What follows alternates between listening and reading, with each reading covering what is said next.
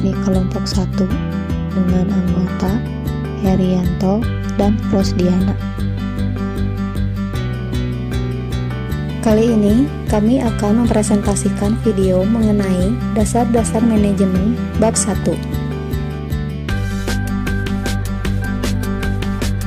Materi yang akan kami sampaikan adalah konsep dasar manajemen. Di antaranya A. Sejarah manajemen, B. Pengertian manajemen, C. Sarana manajemen, D. Prinsip-prinsip manajemen, dan E. Fungsi-fungsi manajemen. Sejarah manajemen. Praktek manajemen hampir sama tuanya dengan perkembangan peradaban, tetapi studinya secara sistematik boleh dikatakan masih belum lama diterapkan. Sejarah manajemen sendiri terbagi menjadi 3 bagian. Pertama, perkembangan awal manajemen. Sejak peradaban kuno di bagian barat Mesopotamia dan tulisan-tulisan orang Mesir sekitar tahun 1200 sebelum Masehi menunjukkan sudah adanya pengetahuan penggunaan manajemen untuk soal-soal politik. Winardi 1990. Sejarah Yunani kuno dan kerajaan Romawi banyak memberikan bukti tentang pengetahuan manajemen, terutama dalam pengelolaan persidangan, praktek pemerintahan, kesatuan usaha-usaha kelompok dan pelaksanaan otoritas, serta organisasi tentara. Sejarah perkembangan manajemen yang kedua adalah manajemen ilmiah, tahun 1900 sampai 1920. Frederick Winslow Taylor dikenal sebagai bapak manajemen ilmiah. Ia pernah bekerja sebagai juru mesin di Midvale Steel Works di Philadelphia pada tahun 1878 dan mencapai chief engineer. Ia mendapat gelar dalam bidang engineering yang menemukan alat pemotong baja dengan kinerja yang sangat cepat. Taylor mengeluarkan karya ilmiah The Principles of Scientific Management pada tahun 1911 yang di dalamnya diungkapkan prinsip fundamental sebagai landasan pendekatan ilmiah manajemen. Taylor juga memiliki beberapa pengikut yang mengembangkan teorinya, yaitu Henry Lawrence Gunn 1887, seorang insinyur mesin yang dikenal sebagai pengembang sistem perencanaan yang dapat diawasi secara efektif. Selain itu, ada pula Frank Gilbert dan Lillian Gilbert, seseorang yang mendapat julukan First Lady of Management, di mana mereka banyak mengembangkan prinsip manajemen ilmiah. Sejarah perkembangan manajemen yang selanjutnya adalah manajemen modern. Bapak manajemen modern adalah Henry Fayol, seorang industrialis berkebangsaan Prancis yang mengeluarkan buku manajemen dengan judul Administration Industrielle et Générale. Ia mengembangkan aktivitas manajerial yaitu teknikal, komersial, finansial, kepastian, akunting, dan manajerial. Pengertian manajemen. Manajemen berasal dari kata to manage yang berarti mengatur. Dalam hal mengatur akan timbul masalah, problem, proses, dan pertanyaan tentang apa yang diatur, siapa yang mengatur, dan mengapa harus diatur, serta apa tujuan pengaturan tersebut. Selain itu, manajemen juga menganalisa, menetapkan tujuan atau sasaran, serta mendeterminasikan tugas-tugas dan kewajiban-kewajiban secara baik, efektif, dan efisien. Manajemen menurut ahli. Menurut Terry, proses manajemen ialah proses mengarahkan dan menggerakkan sumber daya manusia dan sumber daya lainnya seperti uang, metode, dan pasar untuk mencapai tujuan organisasi. Adapun menurut Hersey dan Blackhart, manajemen ialah proses bekerjasama antara individu dan kelompok serta sumber daya lainnya dalam mencapai tujuan organisasi adalah sebagai aktivitas manajemen, baik dalam wadah organisasi bisnis, pemerintah, sekolah, industri, dan lain-lain.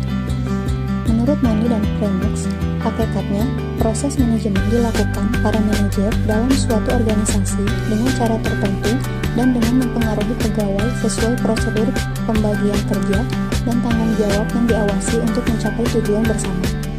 Menurut Clayton Research, manajemen adalah pemanfaatan sumber daya fisik dan manusia melalui usaha yang terkoordinasi dan diselesaikan dengan fungsi perencanaan, pengorganisasian, dan penyusunan staf, pengarahan, dan pengawasan. Dalam perspektif yang lebih luas, manajemen adalah suatu proses pengaturan dan pemanfaatan sumber daya yang dimiliki organisasi melalui kerjasama para anggota untuk mencapai tujuan organisasi secara efektif dan efisien.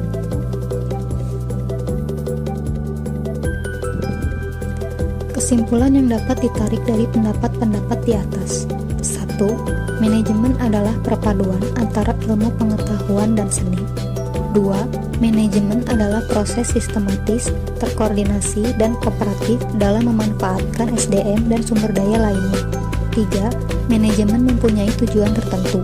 Berhasil tidaknya tujuan itu tergantung pada kemampuan mempergunakan segala potensi yang ada. 4. Manajemen hanya dapat diterapkan pada sekelompok manusia yang bekerja secara formal serta mempunyai tujuan yang sama pula. 5.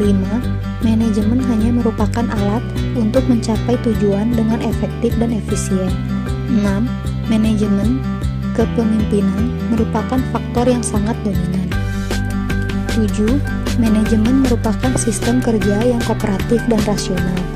8. Manajemen didasarkan pada pembagian kerja, tugas, dan tanggung jawab yang teratur. Sarana manajemen. Sarana manajemen terdiri dari man, sumber daya manusia, money, uang, machines, peralatan mesin, materials, bahan baku, methods, metode atau tata cara, markets atau pasar. Sarana utama manajemen adalah man atau sumber daya manusia, dan yang kedua adalah uang. Untuk dapat mencapai tujuan dan aktivitas sarana manajemen, maka sarana manajemen dapat kita tinjau dari beberapa sudut, yaitu sudut proses yang terdiri dari planning, organizing, staffing, directing, dan controlling. Kemudian ada sudut pandang bidang yang terdiri dari produksi, keuangan, personalia, dan lain-lain. Prinsip-prinsip manajemen menurut Malayu.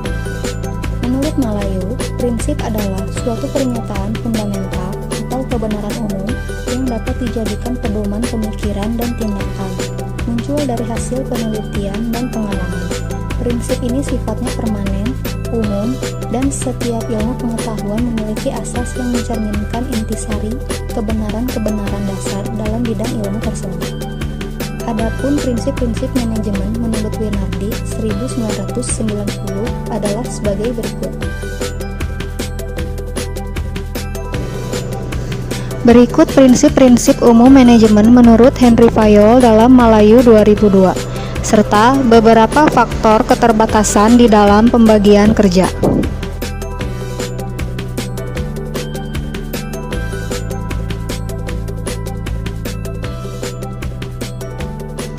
Fungsi-fungsi manajemen. Menurut Terry 1975, fungsi-fungsi manajemen terdiri atas planning, organizing, actuating, dan controlling. Sedangkan menurut Henry Fayol dalam Winardi 1990, fungsi-fungsi manajemen terdiri atas planning, organizing, command, coordination, dan control. Adapun 3 unsur pokok dalam kegiatan perencanaan menurut Terry 1975 adalah 1. Pengumpulan data, 2. Analisa fakta, dan 3. Penyusunan rencana yang konkret.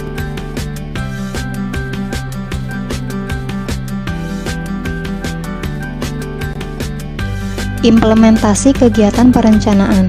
Dalam implementasinya, kegiatan perencanaan disusun dengan mempertimbangkan 1. Perencanaan adalah menetapkan alternatif. 2. Perencanaan harus realistis dan ekonomis. 3. Perlunya koordinasi dalam perencanaan. 4. Perencanaan harus didasarkan pengalaman, pengetahuan, dan intuisi. 5. Perencanaan harus dilandasi partisipasi. 6. Perencanaan harus mempertimbangkan segala kemungkinan. 7. Perencanaan harus fleksibel atau luas. 8. Perencanaan harus dapat menjadi landasan bagi fungsi manajemen yang lain. 9. Perencanaan harus dapat mendayagunakan secara maksimal fasilitas-fasilitas yang tersedia. 10. Harus dinamis. 11. Perencanaan harus cukup waktu. 12. Perencanaan harus didasarkan penelitian.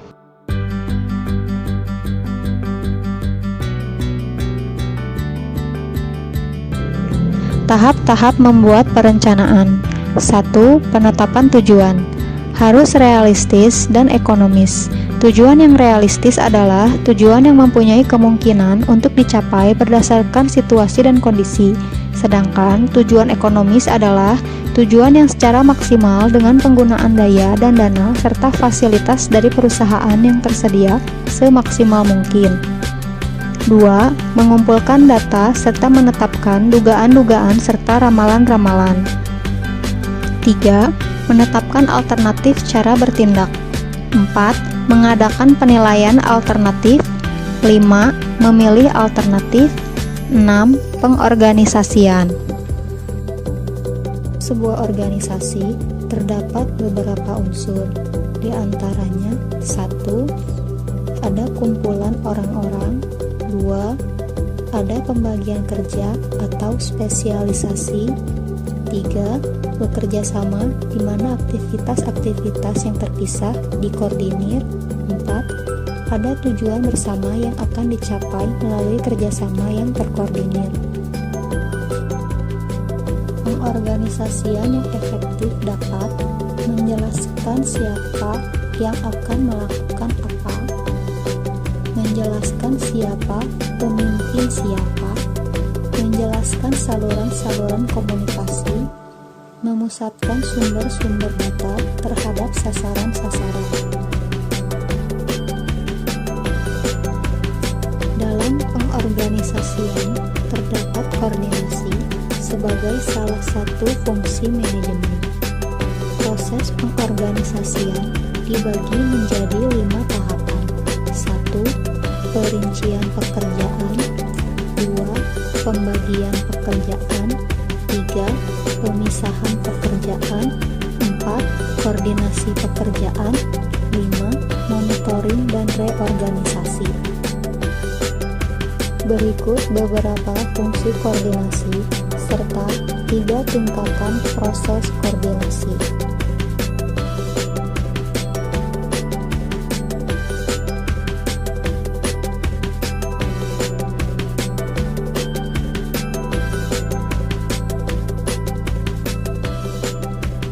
Pengawasan atau controlling merupakan proses pengamatan atau pemantauan terhadap pelaksanaan kegiatan organisasi untuk menjamin semua pekerjaan yang sedang dilakukan berjalan sesuai dengan rencana yang telah ditentukan sebelumnya. Berikut beberapa sasaran pengawasan, serta pengawasan sebagai proses terdiri atas 3 langkah universal.